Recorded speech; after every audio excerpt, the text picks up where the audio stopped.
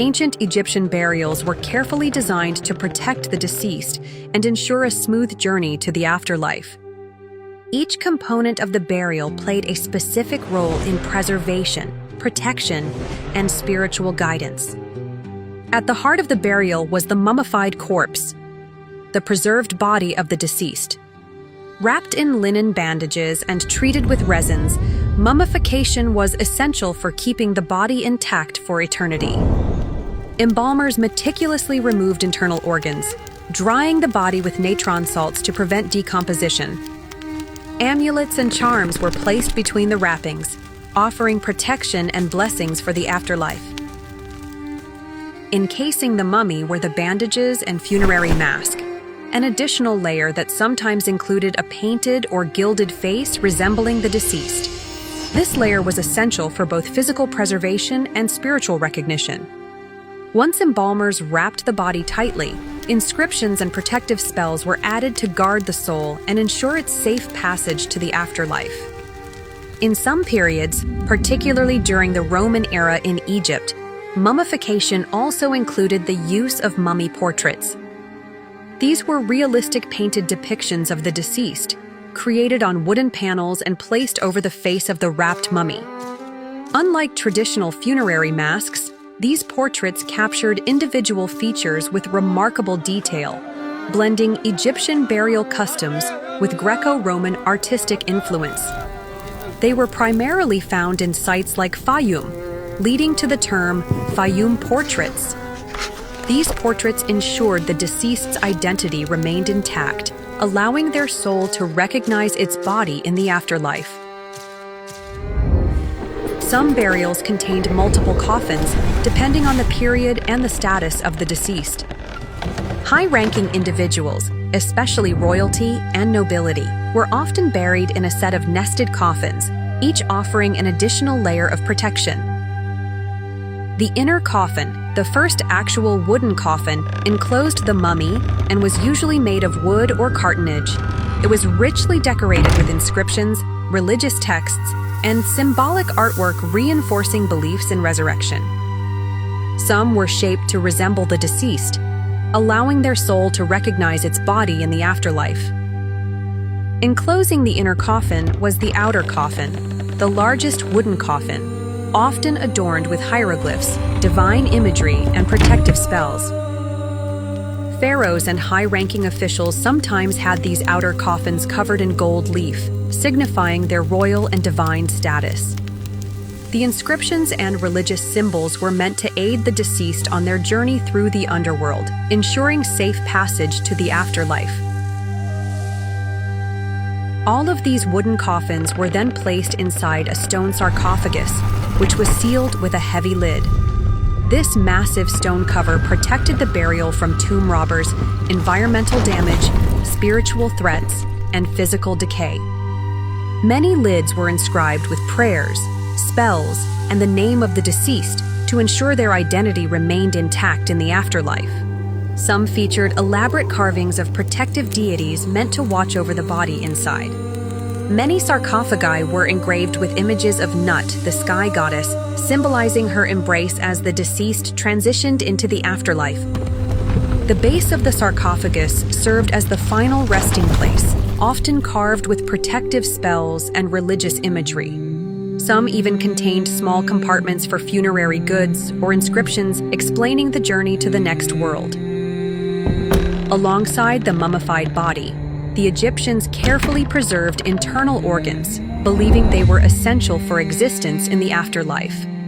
These organs were stored in canopic jars, 4 intricately designed containers used to hold the embalmed stomach, intestines, lungs, and liver. Each of the 4 canopic jars was dedicated to a specific organ and protected by one of the 4 sons of Horus. The Imseti jar, with a human-shaped lid, held the liver and was under the protection of the goddess Isis. The liver was important because it was believed to filter impurities from the body. The Happy jar, which had a baboon-shaped lid, contained the lungs and was guarded by the goddess Nephthys. The lungs were preserved to maintain the breath of life in the afterlife. The Duamutef jar, topped with a jackal-shaped lid, stored the stomach and was under the protection of the goddess Neith. The stomach was crucial for digestion and sustenance in the next world. The Kebesenuef jar, with a falcon-shaped lid, held the intestines and was watched over by the goddess Serket, ensuring the organ's preservation for the afterlife. To keep these jars safe, they were housed in a canopic chest, a decorated wooden or stone container placed near the sarcophagus.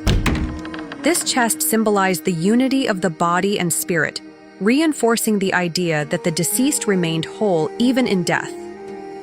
Some chests were elaborately painted with divine imagery and protective spells, ensuring the organs remained preserved and the spirit undisturbed.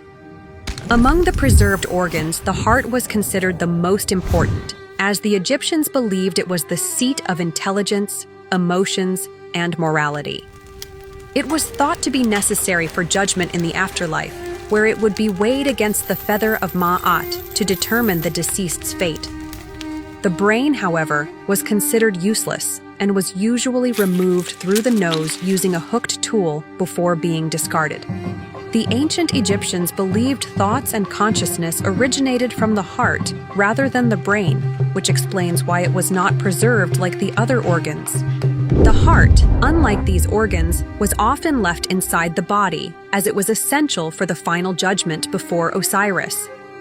If the heart was missing or damaged during mummification, embalmers placed a beetle-shaped amulet known as a heart scarab. This amulet was placed inside the body as a replacement or within the tomb. Inscribed with spell 30 from the Book of the Dead, it was meant to help the deceased pass the test of the afterlife, where their heart was weighed. Every component of the burial had a role to play. Nothing was left to chance in the preparation for eternity. From the mummified corpse to the intricately nested coffins, the protective stone sarcophagus, and the sacred canopic jars, all these elements worked together to ensure the deceased's safe passage into the afterlife. But protection did not end with the burial itself. These remains were housed in pyramids, tombs, and underground chambers, depending on the status and period of the deceased. Pharaohs and high-ranking officials were laid to rest in grand tombs within the Valley of the Kings, or within pyramids, while nobles and officials were buried in rock-cut tombs, adorned with elaborate carvings and religious inscriptions.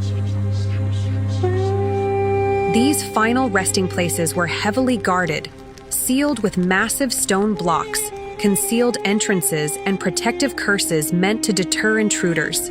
Priests performed rituals to maintain the tomb's sacredness, while statues, amulets, and divine texts ensured ongoing protection. The Egyptians believed that as long as the tomb remained intact, the deceased's journey through eternity would continue undisturbed. The afterlife was the ultimate goal of every Egyptian burial, a realm known as Aru, or the field of reeds, where the soul would live in peace, surrounded by lush fields, flowing rivers, and an abundance of food. But entry into this paradise was not guaranteed. The deceased had to pass through the Hall of Judgment, where their heart was weighed against the feather of Ma'at, the symbol of truth and justice. If the heart was lighter than the feather, the soul was granted eternal life in Aru. If it was heavier, corrupted by wrongdoing, it was devoured by Ammit, the soul-eating beast, and the person would cease to exist. To aid the deceased in this journey, tombs were filled with offerings, spells, and even Shabti figurines, small servant statues that would perform labor on their behalf in the afterlife. They were a symbolic workforce, ready to answer whenever the dead were summoned to work for Osiris in the field of reeds. Every element of the burial was designed to prepare the deceased for this final test, ensuring their transition from the mortal world to eternal existence among the gods in the paradise of Aru.